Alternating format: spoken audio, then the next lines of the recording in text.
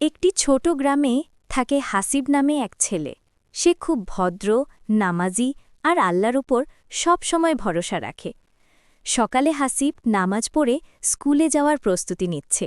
সে বলে, আজ স্কুলে পরীক্ষা, আমি আল্লাহর উপর ভরসা রাখব। স্কুলে গিয়ে দেখে তার বই কোথাও নেই। সে ভয় পেয়ে বলে, হায় আল্লাহ, আমার বই নেই, এখন কি করব? হাসিব দুঃখ করে গাছের নিচে বসে হাত তুলে দোয়া করে। সে বলে, হে আল্লাহ, আপনি সব জানেন, আমাকে সাহায্য করুন। ঠিক তখনই তার এক বন্ধু দৌড়ে আসে। বন্ধু বলে, তোর বইটা আমি পেয়েছি, বেঞ্চের নিচে পড়েছিল। হাসিব খুশিতে বলে, আলহামদুলিল্লাহ, আল্লাহ আমার দোয়া শুনেছেন। বাচ্চারা, কখনো দুশ্চিন্তা করো না, সব সময় আল্লাহর উপর ভরসা রাখো, আল্লাহ সব ঠিক করে দেন। লাইক, কমেন্ট এবং সাবস্ক্রাইব করো ইসলামিক 3D স্টোরিজের জন্য।